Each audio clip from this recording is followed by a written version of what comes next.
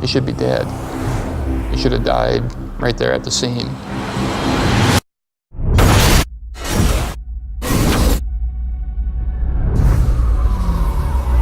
Engine 4, come take care of the burn victim in the Peak Rd. Police officer burning, room caught a seatbelt. Phoenix police officer Jason Schechterle's Ford Crown Victoria patrol car was rear-ended by a taxi and burst into flames. Give me a first alarm medical. Police car involved. Your car copy, 30-year-old male, priority 1 with Burn, Coleman County. People do not survive when their entire head and upper body is engulfed in flame and smoke. It's just physiologically impossible. His patrol car exploded into a ball of fire, and somehow he survived. You know, I got that phone call, got in my car and raced down to the hospital, and when I saw him, I really couldn't even believe what I was looking at. He just had this charred black head. So I took my knuckle right here and I hit his forehead, and it felt like I was hitting this concrete floor. I mean, he's burned through all the layers of the skin, through the fat, through the muscle, down to the bone. And by the grace of God, not only is he alive, he's probably going to live through it, and then what is he going to be left with? A guy or a gal who gives back, not asking for anything, just wants to continuously improve everyone's situation. That, to me, is the definition of a hero.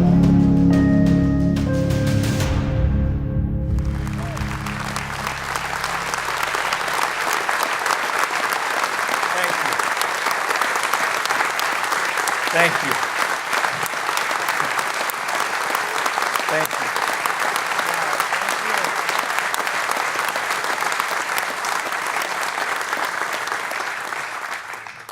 Thank you very much. As you can imagine, I've seen that video 100 times, and I don't take for granted how intense it is, but it's fun to think about things like 3 weeks ago, I was in Columbus, Ohio to give a presentation, and when I landed at the airport, I called for an Uber to take me to my hotel, and the gentleman got out to load my luggage, and he was kind of surprised, taken aback by my appearance. And we got in the car, and I guess he couldn't help himself. He turned around and he said, "Sir, do you mind if I ask what happened to you? Were you in the military or something?" And as I casually buckled my seatbelt, I said, "No, buddy, I'm from Phoenix, Arizona, and after one summer, we all look just like this."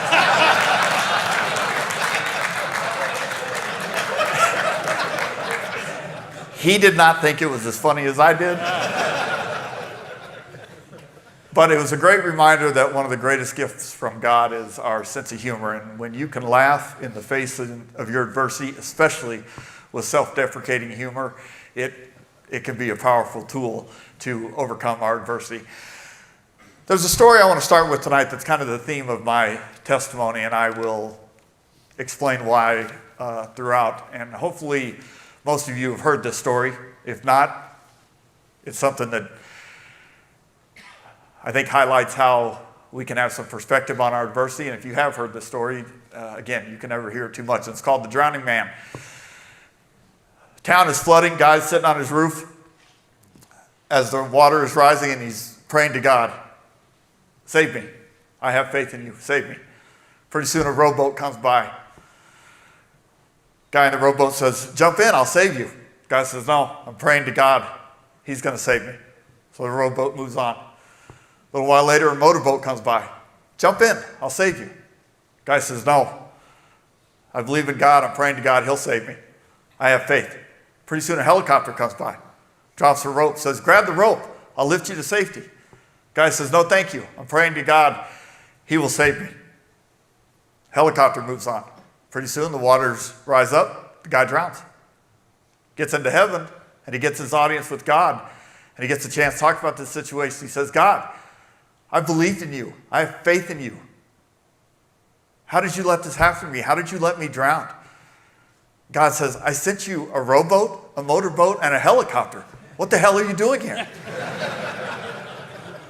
We can all drown by our adversity. We can all burn by the fires and the adversity that surround us. Every one of us can collapse under that weight. God is not going to come here and personally say, "Take my hand, I'm going to walk you through this." But he gives us each individually so much that we can grab onto, that we can gravitate toward to get through that. So as I take you through my testimony, I would encourage you to not get too caught up in what it's like to be burned in a fire, or my former career, which is the obvious two stories, but I'm going to tell you, but what are you going through right now? Each and every one of you in here is going through adversity right now.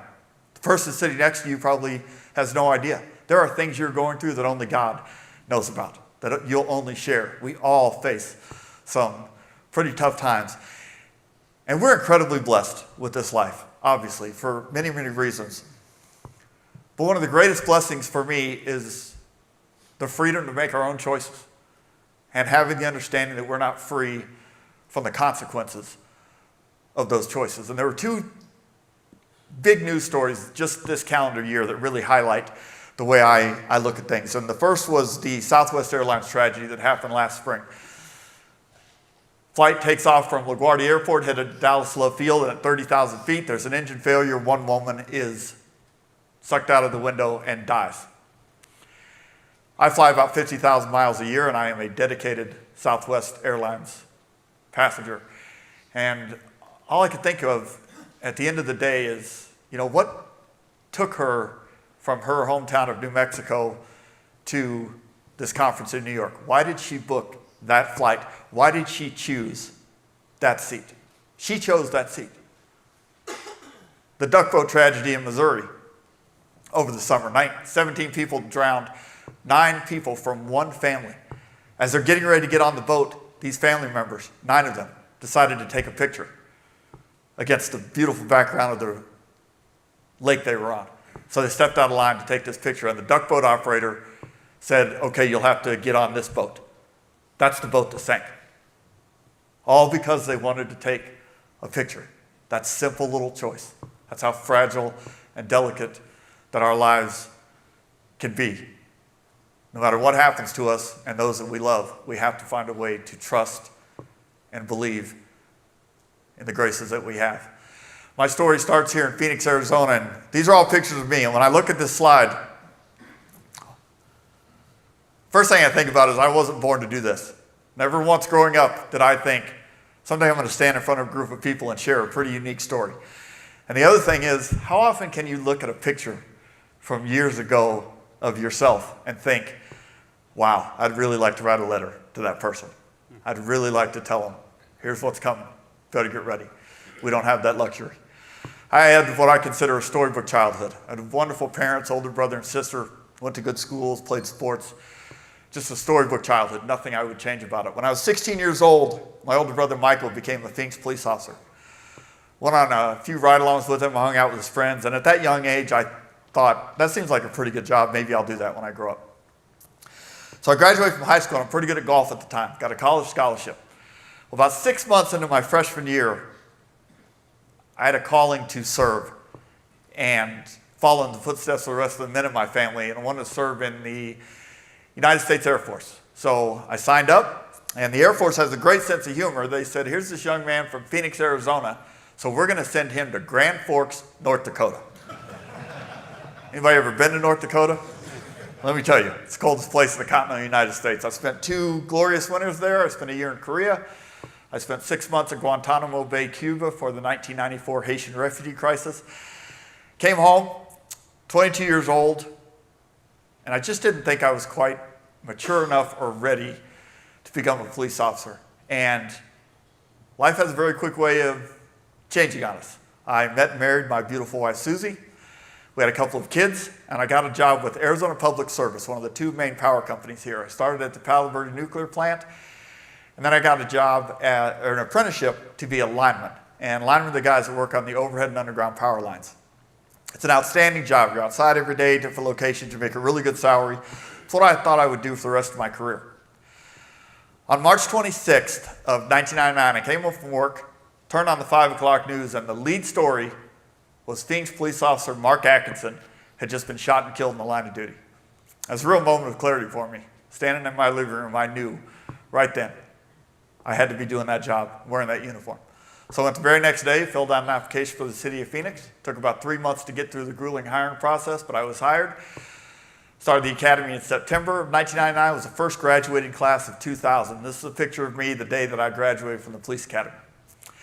I was assigned to Central City Precinct, which is exactly what the name implies. It's right in the heart of downtown Phoenix. And being a rookie, being the new officer, I am working weekends, I'm working the overnight shift, and everything that I had dreamed about this job, all the romantic things that I had seen on TV, to answer people's emergency calls, to get to do, if you do this job with the honor and humility behind the badge that it's meant for, it's just incredibly rewarding. I could not wait to go to work every single day. So I did my year on probation. My best friend, an officer named Brian Chapman, we went to the academy together, we wanted to work together, so we transferred to an afternoon shift, better hours, better days off. And at the time, I am 28 years old. My parents are healthy and happily married. All four of my grandparents were alive and married. My brother's enjoying a successful career in law enforcement. My sister and her husband own a successful sign company here in the valley. 28 years on this earth. I'd never even experienced a death in my family, let alone witnessed a divorce. All the goals that I had set for myself, I was able to achieve. I was absolutely the last person on earth prepared for adversity, especially life-changing adversity. God had blessed me with 28 incredible years. But part of living this life as human beings, you don't get to know from when or where it's coming. And every one of you in here has faced something. Nobody taps you on the shoulder and says, hey, in about 4 hours, here's what's coming. You better get ready. We don't have that luxury. For me, it was on March 26th of 2001. If you're paying attention, 2 years to the day after Mark Axon was killed, on his anniversary. I went to work that day at 3 in the afternoon. I was supposed to work until 1 o'clock in the morning. We were short-staffed, so my partner and I were separated, riding separate cars to cover more area, and it was a very routine, quiet day. I still remember every single thing I did. Went on a couple of minor car accident calls, took a couple of paper report calls. It just wasn't a whole lot going on that night. About 11:30 p.m., dispatcher came on the radio with an emergency call of an unknown trouble. And it wasn't in my area of responsibility, so I didn't pay any attention to it. But the officers in that area were busy at the time. So a few seconds later, she came back on. She said, unknown trouble, found dead body in an apartment with a lot of blood. Sounded like a violent crime had been committed. And again, for a brief few seconds, the call went unanswered. I wasn't doing anything, so I grabbed the radio and I said, I'll head that direction. This picture is taken during the daytime for clarity purposes, but again, the incident that I'm describing happened very late at night. This is the intersection of 20th Street and Thomas. Most of you are probably familiar with that area, State Route 51, Arizona Heart Institute, Phoenix Children's Hospital, right there on the corner. And the blue arrow is the direction I was traveling eastbound on Thomas Road. I have a long ways to go. It's an emergency call, so of course I'm driving lights and siren, what we call code 3. I'm going to get there as quick as I can. But as I approach the intersection, I have a red light. So I still have a responsibility to come to a complete stop to make sure that people getting on and off the freeway will yield to my emergency vehicle.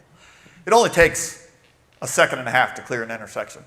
Just as I'm going to proceed through this intersection, my patrol car was struck from behind by a taxi cab. The driver was suffering an epileptic seizure at the time, and according to the investigation, he was doing 115 miles an hour when he ran into me. That's a speed I can't even fathom on a 40-mile-an-hour posted downtown city street. I never saw the car coming. I never felt the impact. I have absolutely no memory of the collision. But I was fortunate enough in time to listen to the police dispatch tapes, the fire department dispatch tapes, personally interview everybody on scene that night, and really put together the exact sequence of events that took place after the impact. My car burst into flames, traveled 270 feet through the intersection, coming to rest where that orange rectangle is. And just to the right of that, you see a red number 5. That is where Phoenix Fire Engine number 5 was sitting at the exact moment I was hit. I can't tell you how many miracles and twists of fate went into putting a fire truck in the exact intersection at the exact moment that I needed them most. They were on their way to the same call that I was, but for them, the victim was already deceased, so they weren't in a hurry to get there. 3 of them got on the truck, and they waited about 45 seconds, and their rookie firefighter, they're called booters, he wasn't joining them. So one of them ran back in the station. They found this young man sound asleep in his bunk. He had never heard the alarm. But for those precious few seconds, I'm not standing here sharing this story with you. They were able to turn their truck, drive maybe 50 feet, and go to work for me. Picture the taxi cab. It did not catch on fire. The driver survived, suffered a severely broken left leg that required surgery and a stay in the hospital. He also had a passenger in the backseat of his car who was ejected out of the windshield. And at that speed, that violent of a collision, he also survived.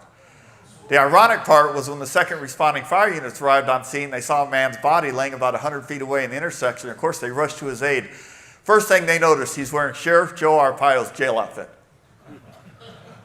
This guy had just gotten released from jail, and he called a cab to get a ride home. And then they run into a cop. That's kind of funny. You can loosen up.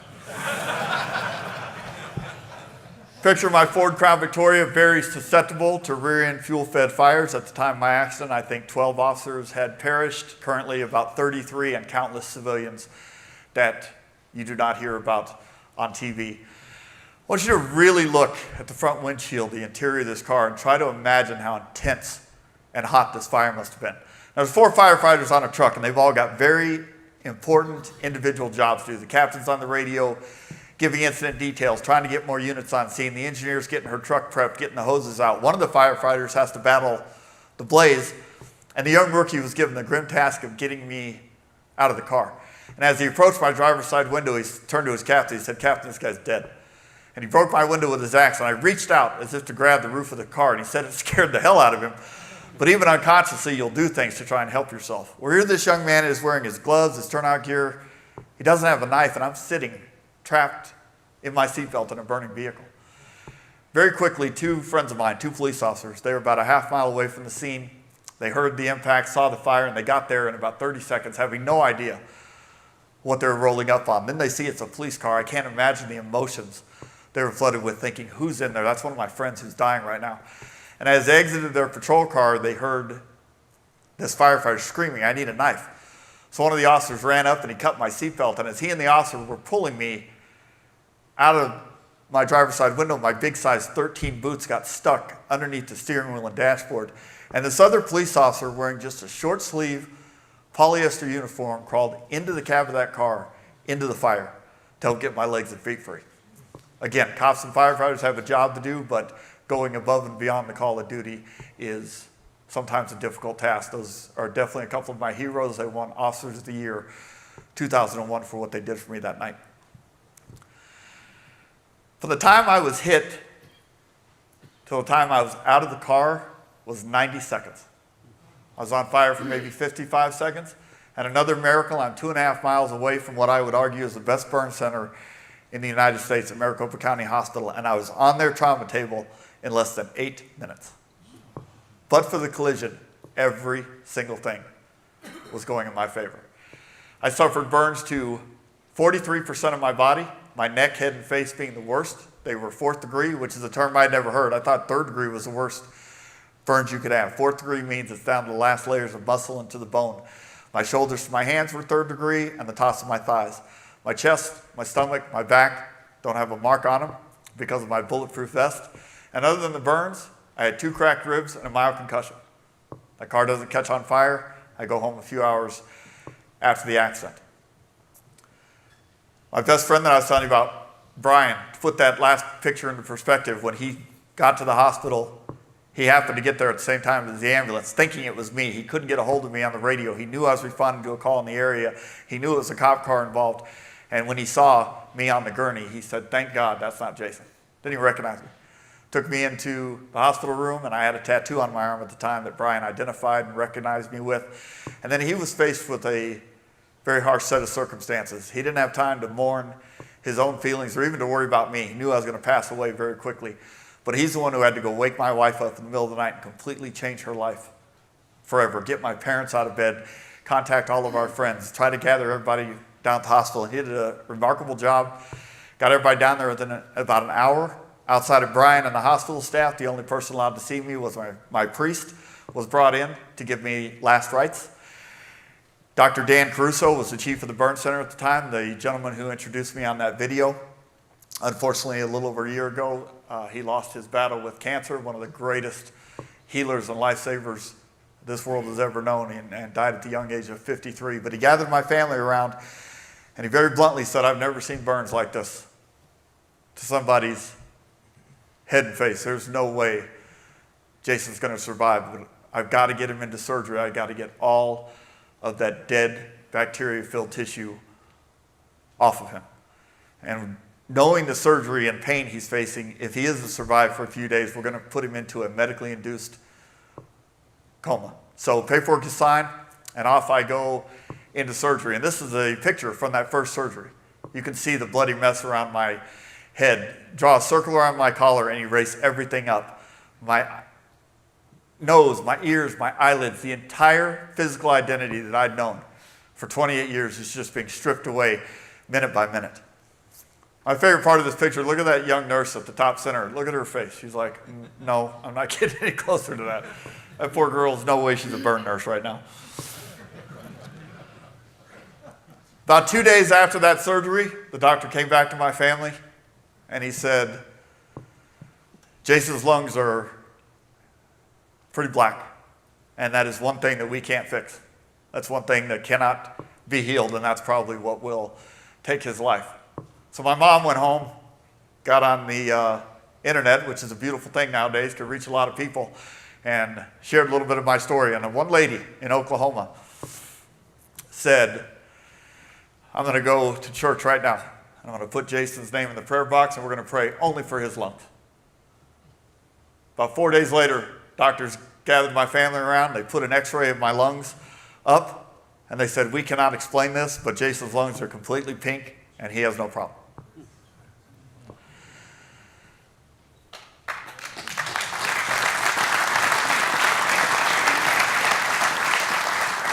So time's going by, and I am continuing to survive. And there finally came a time the doctor said, all right, we're going to wake Jason up. They had no good news for my family. They said Jason is completely blind, possibly deaf. If he can't hear you, if he can't speak, he's not going to be very nice. Not going to be able to handle what's happened to him. It's what we see all the time with physically disfiguring injuries. So he started to wean me out to medicine. And it's hard to explain, but I woke up as clear-headed as I am today. I knew right away I was in the hospital, just the sound and the smells. Why can't I open my eyes? Why can't I move? I was just at work. 1,000 thoughts pouring into my mind. Thankfully, it was the middle of the day. I was not alone. My wife was in the room with me. And here's a woman who hadn't spoken to me in quite a while. I'll never forget how calm and strong her voice was. And she told me right away I'd been in a car accident. And I said, well, when was it? It was 3 hours ago. It was last night. I was just at work. And she said it was on March 26th. And I thought, that is a very odd answer to that question. Yeah. What's today? And she said, today's June 12th. Wow. 2.5 months in the blink of an eye, gone. Missed my son's 3rd birthday, missed my wedding anniversary. Possible to get my mind wrapped around what's going on. And then within minutes, she told me that my car had caught on fire, and I stopped her, and I said, don't say another word to me. Ever since I was a little kid, the only thing that I've ever been scared of is fire. The only thing that I ever prayed would not happen to me. It might sound silly, but as a child, as an adult, my family and I, we have never owned or cooked on gas barbecue grills. I don't buy real Christmas trees that dry out at the end of the season and pose a fire danger. I grew up to be a cop, went on numerous fire calls. Saw people who were burned and disfigured. I saw people who died in fires. The one thing that I prayed, don't let this happen to me. I could not go through that. Here without warning, I'm being told it did. Knowing it was a car accident, not being able to see myself and really appreciate the extent of the injuries, I thought my legs had been burnt. But I'm still so devastated by this news that I started down the path of emotions. Not only is it normal for us to go through as human beings, but looking back, it's absolutely required. You cannot be told something life-changing, something that you consider tragic, and simply say, okay, God did not give us that capability by any means. You have to go on a journey within yourself. And similar to most, for me, I was crying every day. What are my kids going to think of me? I've lost the job that I love so much. There were days that people even dared walk into my room. They got yelled at and cussed at. There were days they didn't want to talk. And it went that way for about 3 weeks. So the end of June, I'm laying in bed in the middle of the night. And when you're blind, you're just alone with your thoughts all the time. No visitors during those hours. And I don't remember it being a fear or necessarily in anger or confusion. I just was stuck. And I remember talking to God that night and saying, not even asking for help, telling him, you've got to give me something. You got to tell me something, because I am completely lost right now. I'm trapped in this darkness. I don't know what's going on, and I don't know where to go. And he did speak to me on this night. Gave me some very powerful realizations and told me a couple of delicate little secrets that I still remind myself of every day and hold very close. The first thing was understanding that things like this, of this magnitude, don't just happen. There's a long series of events. There are a lot of choices. We are at the mercy of so many of our own decisions being made by other people that we haven't even come into contact with. They're just on a constant collision course. And it was learned during the investigation that a cab driver had caused 4 other accidents prior to mine. He lied on 2 of his MVD applications, stating he did not have a medical condition. And the one doctor who knew about his epilepsy and tried to take care of him for 6 years leading up to our accident, he would not medicate. So it was no longer an accident in the eyes of the law. He was arrested, charged with aggravated assault. He was sitting in jail awaiting trial. But on this night, I realized he was not out to hurt a police officer. He certainly wasn't out to hurt Jason. He'd made a lot of very bad decisions over a long period of time that led him to that intersection. And I believe that I had made a lot of very good choices over many years of my life that led me to that intersection. If it wasn't me, he would have made it to 24th Street in Thomas. He could have hit somebody's grandparents. He could have hit a woman with her kids, and they wouldn't have been as lucky as me to have survived. So I recognized that I was in the right spot at the right time, or protected somebody else who's never going to know it. And then the other thing that I was overcome with that night was a sense of accountability. Everything that happens to us in this life, good and bad, we have to be accountable. It would do me no good to be angry at God. It would do no good to say, why did this happen to me? Or why did you allow this to happen to me? That's such a large question, but to say that and to feel it in a negative way is really going to hold me back, and it's not going to do my support system any good. I chose to be a police officer. I chose to answer up for a call that I had no business answering up for. The way the city of Phoenix is laid out, I could have taken 10 different directions to get to where I needed to go. I chose to drive eastbound on Thomas Road, and I chose to be in that left-hand lane. I was free to make those choices. I am not free from the consequences of those choices. And I also recognized that night, if all the choices that I had made over all those years of my life, believing and trusting in God about everything, giving up a college scholarship, joining the military, only serving 4 years, coming home, postponing becoming a police officer because I wasn't ready, and then being moved to do so by the tragic death of another officer. If all those choices had led me to that hospital bed, then all the choices I make from here on out are going to take me where I need to go. So that was the night that I decided to be proud of who I was, proud of how I looked, try to believe in myself and put up a fight, having no idea what the outcome would be. So the next day I asked the doctors, when can I go home? They said, if everything goes right, you're going to be here till Christmas. We need about 6 more months. So I did everything they wanted me to do, surgery, therapy, you name it. This picture was taken of me walking out of County Hospital on July 31st. Can you imagine how personally motivating it was to be 6 months ahead of the expert schedule? I was kind of like a little baby. I'm being fed 12,000 calories a day through a stomach tube. Look how skinny I was, lost 61 pounds.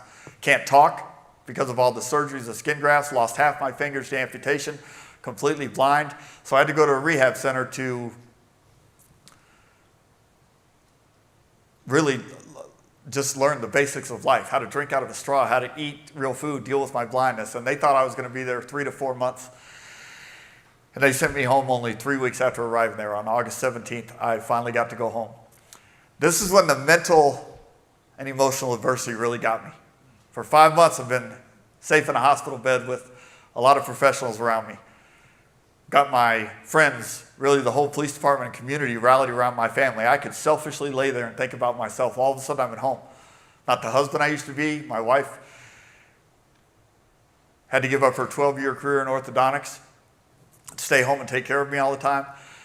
Certainly not the father I used to be. My 7-year-old daughter, Kylie, understands the severity of what's happened, but as you can imagine, very intimidated by my appearance and our lifestyle change. And all those months that I'm gone, her mom was gone visiting me at the hospital, so she's stuck at home with her 3-year-old brother, Zane, who was having a very difficult time. He would cry and run out of any room I was in. He would openly say, "You're not my dad."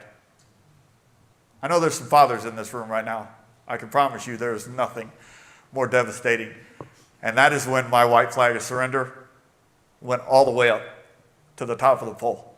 I had literally surrendered everything. My career, my appearance, my ability to be a husband, and apparently my ability to be a father. And I'm not the member of society that I used to be. Can't go back to work. I haven't seen myself, so I'm not about to show the public. Other than sneaking in the side door of therapy, going to and from surgery, I was, by choice, stuck at home. But again, you got to gravitate towards something. Every day when we wake up, God gives us the most inherent desire that we have to be moved, to be motivated, to be inspired by something. And it's all around us. All you have to do is find it. Listening to my children's voices, constantly blanketed by the thankfulness that I was still alive. Putting my hand on my favorite golden retriever. Listening to the Arizona Diamondbacks on their journey to winning the World Series in the fall of '01. And it was during the fall of '01, in my blindness, listening to the TV. There was a TV show on, I really wasn't paying attention, and all of a sudden, that story came on, The Drowning Man. And I listened to it, and I paid very, very close attention. And when it was over, I could hear God telling me, "I gave you a fire truck. I gave you firefighters and police officers who believed in their calling. I gave you the best doctor that there is. I gave you a supportive wife who is still with you." And all of a sudden, that was it. I realized there is no need to complain. There is no need to ask why anymore. This happened, and I was given all the tools that I needed to overcome it. He graced me with everything. And that's when the momentum really started to pick up. Every time I went to therapy and came home, I got a little bit stronger. Every time I went to surgery, something got a little bit better. It's hard to explain, but both the most difficult part of this journey and, without a doubt, the most beautiful blessing was my blindness. To be plunged into complete darkness after 28 years, easily the most claustrophobic, terrifying thing I've ever experienced. However, had I been handed a mirror on June 12th when I woke up, I'm not sure mentally I would have been able to overcome that. I needed that time to process and understand what had taken place. And the reason for my blindness was the damage to my corneas from the heat and fire. So the doctors covered those with skin grafts, and about 9 months later, they decided to open those skin grafts and take a look at my eyesight. I will never forget waking up from that surgery. It's kind of like being underwater and looking at the other end of the pool, but just to see light and colors again was such a blessing. I knew I was going to be okay after that. And most importantly, I could finally get in front of a mirror and see what other people had been seeing. And the one thing that drove me crazy was I had no nose and no ears. So I'm asking several plastic surgeons about it, and they all said, "Jason, the burns are too deep, skin grafts are too thin, we can't rebuild those."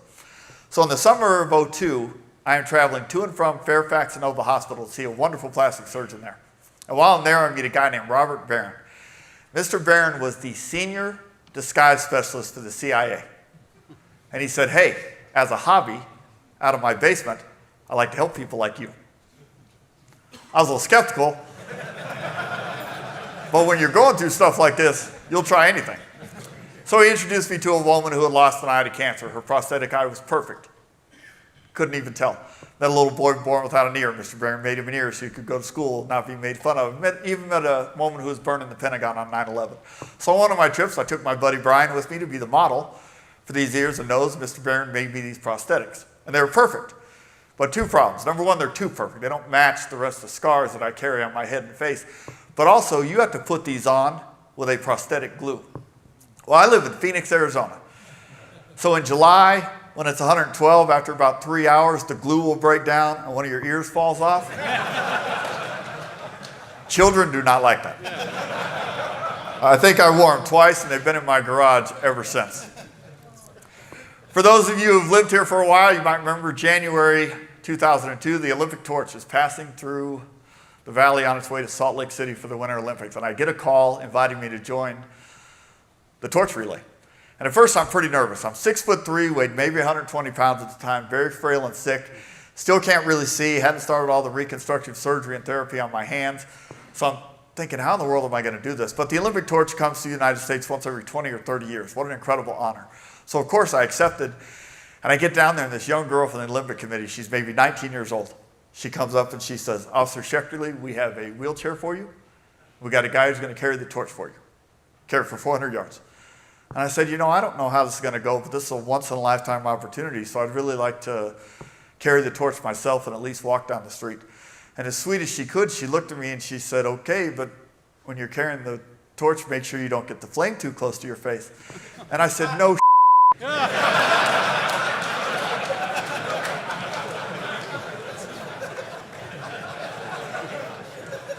First of all, I got permission from Mark to actually tell the true story.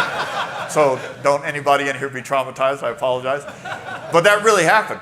And I remember walking back to my friends, and I said, you are not going to believe what this girl just said to me. And we were doubled over laughing in the middle of Central Avenue, and I'll never forget the power that laughter has. It is truly the greatest gift from God, I think, because I have not stopped laughing ever since. It's just an amazing blessing that we have. Turned out to be a magical night. I was able to jog down the street and listen to my family and friends cheer me on. I passed the flame off to Kurt Schilling, who was the co-MVP of the World Series just a couple months before that. This picture was from June of 2002, and here in Arizona, I would argue that the most charitable organization there is the Arizona Diamondbacks, especially when it comes to first responders and the military. It's amazing what they will do. And on this particular day, they were going to have a benefit raffle for my family, and they gave us the largest suite, holds 70 people. So I invited all my doctors, nurses, therapists, police officers, firefighters, everybody who'd been with me for those 16 months. It was a small way to say thank you and get everybody in the same room together. And they offered to let me throw out the first pitch. And again, I'm pretty nervous. It's all my right hand does. Can't open it. I can't close it. 2 weeks prior to this, I had my right index finger voluntarily amputated, still trying to recover from that. But again, how often do you get to throw out the first pitch of a game? And it was fun to see things come full circle. My daughter Kylie had thrown out the first pitch the year before. So I'm going to take my grandfather from a real small town in Alabama, never seen anything quite like being on a Major League Baseball field. And as I'm walking out of the suite, my friends from the department, they pulled me to the side and they said, Jason, don't throw this underhanded. It better not hit the dirt. Don't embarrass us. So I get down there and Kurt Schilling comes up. He says, hey, I'm going to catch this for you. Another huge honor. Future Hall of Famers don't catch ceremonial first pitches. And I don't know the rituals before games. I said, can I stand on the mound, make the most of this experience? And he said, most people want to get closer and they stand on the flat part, but you can stand wherever you want. He said, but don't short hop me because I'm not wearing a cup today.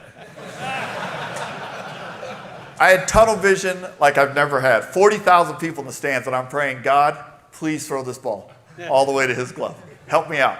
I threw it as hard as I could. It did reach his glove, and even more than the torch run, to go back to the suite to see my doctors and therapists' faces. Throwing a ball 60 feet 6 inches at a time was a very big deal.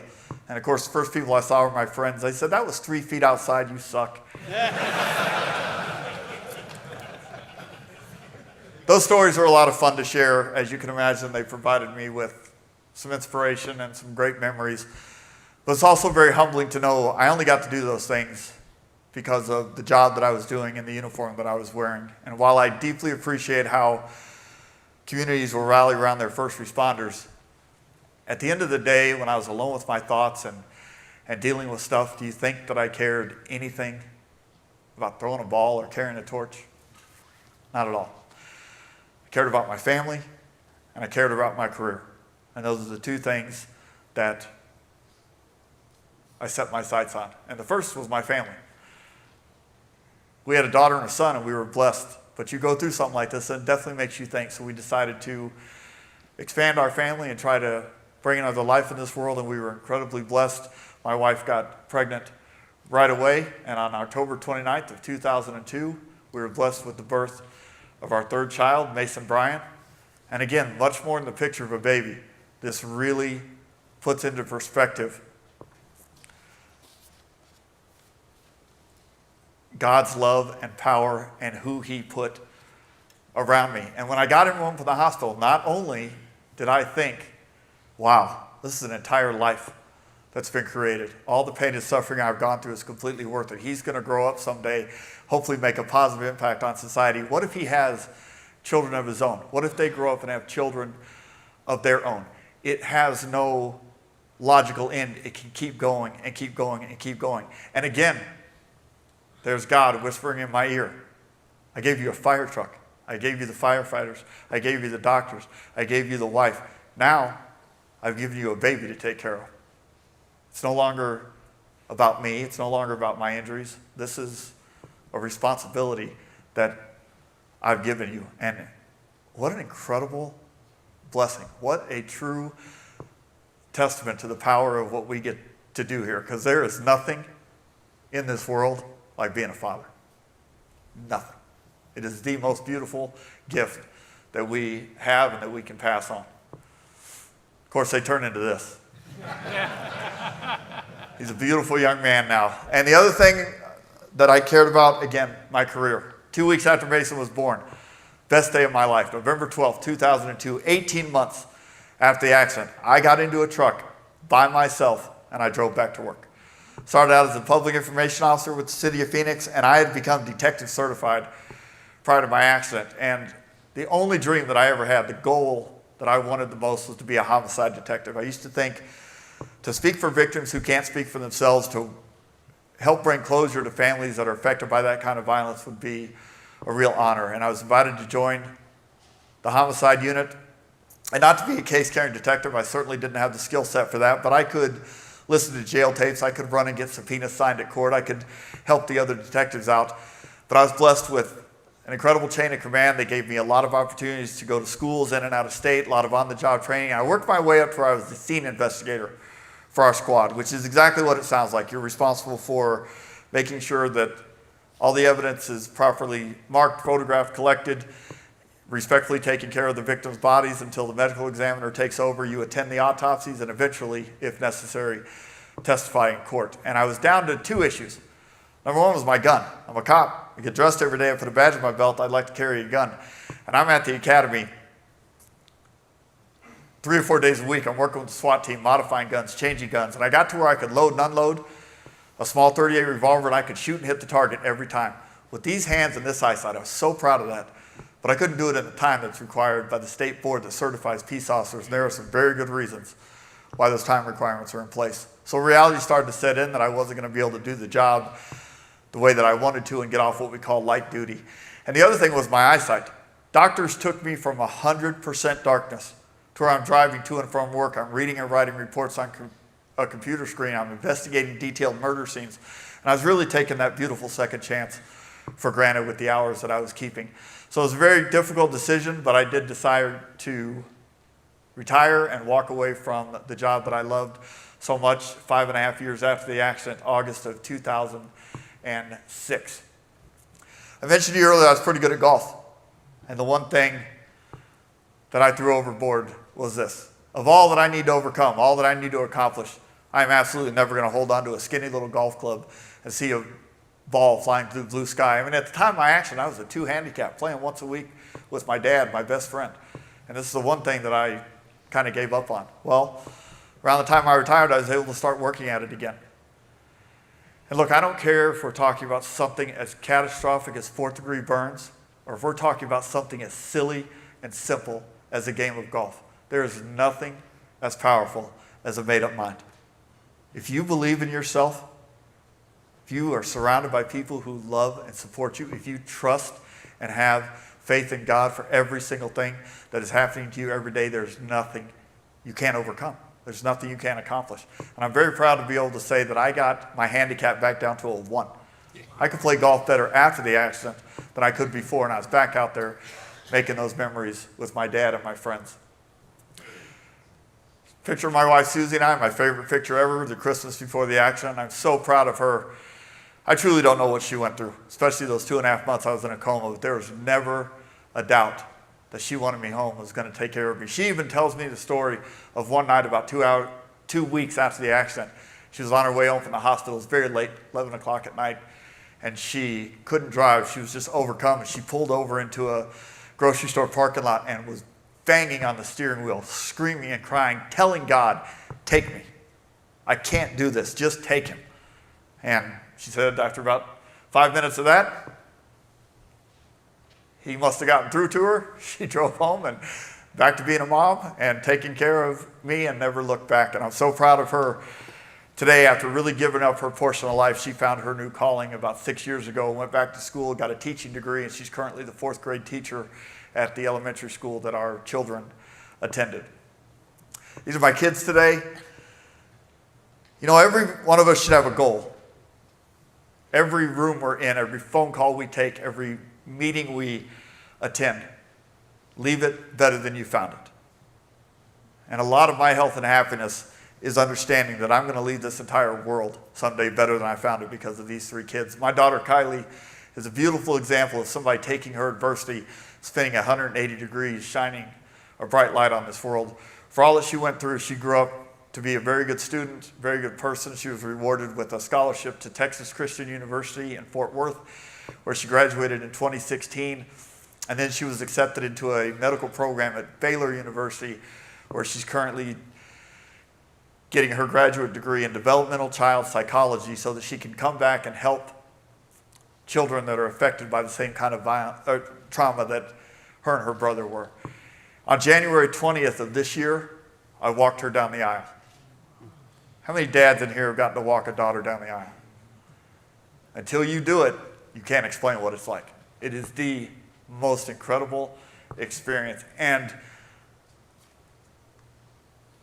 on that short walk, all I could think of was every step that I had taken, every path that I had stayed on, led me to that event. And there are moments in our life that we absolutely would not trade for anything.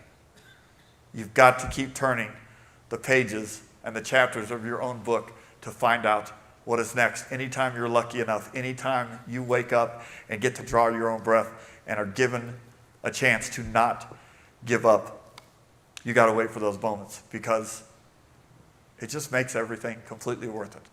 My son Zane on the left, he grew up with a ton of adversity. Severe eating disorder, a ton of anxiety. He is absolutely today the most beautiful soul God ever put on this earth. The most compassionate, kind, caring, happy young man. He's 20 years old. He's doing hotel and restaurant management at Northern Arizona University. And of course, the baby Mason has outgrown them all. And he's a sophomore in high school. And currently all he's worried about is his baseball career and doing very well. Life is 10% what happens to us, and it's 90% how we react to it. We're not in control of a lot of things in this life. Very few things we're in control of. But we are absolutely in control of our attitude at all times. Every day, every person you face, every situation you deal with, you get to choose how you're going to feel, how you're going to react, and you're not always going to win those battles. God does not expect us to be the best version of ourselves. We were not put here on this earth to only feel success and love and joy and enthusiasm. If we were meant to do that, that's all God would have made us capable to do. You are going to feel anxiety and fear and anger and sadness, and you are going to shed some tears. And you have to embrace those the same way that you embrace the other moments. Our difficulties in life, God did not intend them to discourage us. We grow strong by conflict. The pain and suffering that we are going to face as we go through life are not a defect in us. God put them there to be a feature, to make us stronger, to make us better, and to make us more alive, to feel what we feel. Meet yourself where you are, whatever you're feeling today, what you've gone through today, what you went through last week, months ago. For those of you who have lost a loved one, those of you who are going through a divorce, those of you who are having issues with your health or your children or your finances, don't shun them. Don't push them away. Embrace them just as much as you embrace the good days, because I'm telling you, the only way to overcome your challenges is to bring them closer. Don't let the pain of today blind you from the promise of tomorrow. This life is incredibly short, and believing what we do, we have a lot to look forward to, but I, for one, happen to love this existence. I love what I get to do, the simple things. I love hearing my favorite song. I love watching the Alabama Crimson Tide absolutely kick butt every single Saturday. Roll Tide. I love watching my children grow up. 2 days ago, I turned 46 years old, and I hope to God that I have 46 more. But if I don't, I will cherish what I do have. A year and a half ago, on March 26th, on the anniversary of my accident, I sat and held my dad's hand as he passed away. He was only 75 years old, but when he died, even though I had a few tears, I still had some smiles, because there was that whisper again, and there was God saying, I gave you a fire truck. I gave you the firefighters. I gave you the doctors. I gave you the wife. I gave you the children. I gave you your dad for 45 years of your life. What more do you expect? Appreciate the gifts we have and recognize that they are absolutely right in front of us. Never give up your faith. Never give up your trust. God bless all of you. Thank you.